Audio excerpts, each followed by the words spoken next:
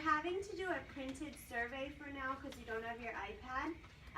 You guys will want to make sure that the patient ID and, just patient ID is at least somewhere on that form so that you guys can re-enter the information, and don't mail them to Everett because you guys will enter them. And when you get your iPads, have we shipped them out already? Fabrication was shipping them out like Friday, I think. Okay, so Doug's got his. Did you get yours, Cedar? Not that I'm aware of. Okay, so anyhow, once we know everybody's got them, then we'll kind of go through that whole process on how we've been using the iPad to have them do it in the office. So hopefully that'll just be another couple days, and we'll get that going. And then we're also supposed to have online instructions and video soon to come. Okay, so Doug had an issue he wants to talk about that's mostly a practitioner issue. So I think what we'll do is we'll talk about front office type stuff first, and then we'll take all our phones and back, and we'll just have a practitioner get together. And so you can do what you want to, but be consistent.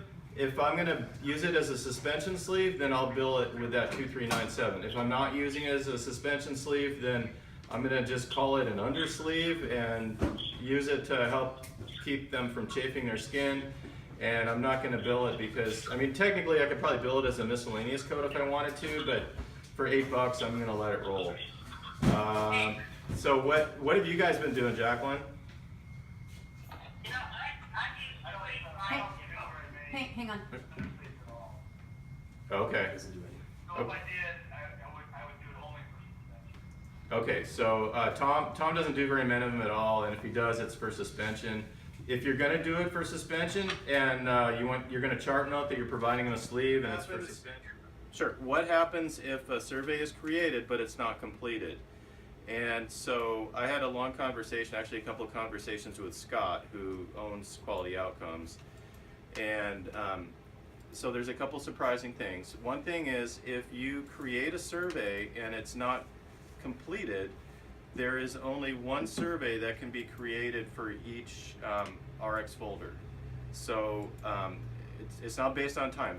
If the patient comes back 2 years later to have that device adjusted, you're still not going to be able to create another survey on that.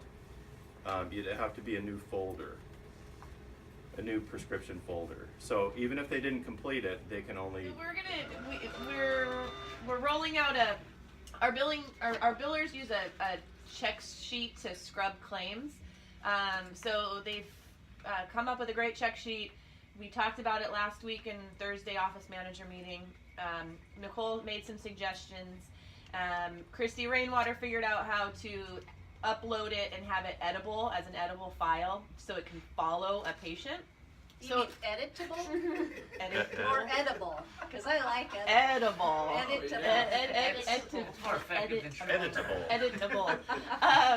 And so essentially we're going to be scrubbing claims the same way a biller would from the moment they roll into the office. And so it should eliminate our not ready for bills.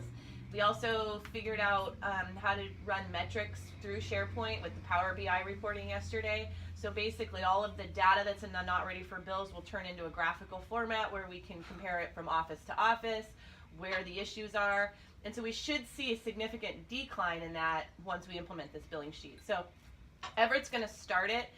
We'll talk about it on Thursday and Thursday's office manager meeting, and then all offices should have a rollout by next Monday at the latest. Currently ambulatory, but they will be when they get their AFO, or at least that's the expectation. So I did a little research on that, and Maggie did as well. And so the way Noridian wants to handle that is there's a question and answer session where that question was brought up.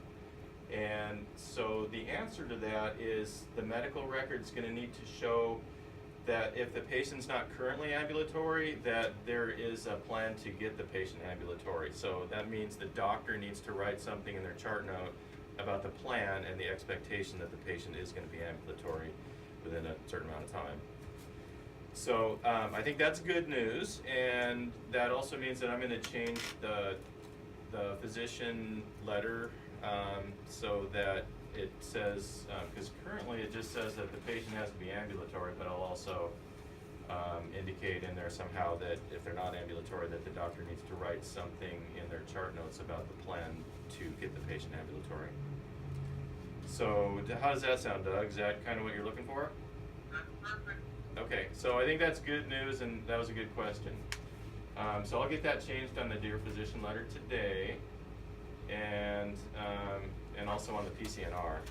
Just remember to get that info. You're going to need to make sure that's in there when you're doing your PCNR review. Conversation we had yesterday. You guys good on that? I will need to look over stuff yesterday, but I'll get that to you first one. Okay, so basically, Doug, just watch the video. It's only a minute and a half or so. 47 seconds. A minute 47. So watch that. That'll show you guys how to do the video do the survey on the iPad, and then we can kind of start the process of getting you guys up to speed on having the surveys provided to more patients. But we'll talk more about it later this week and next week for sure. So we can make sure everybody's doing okay with that.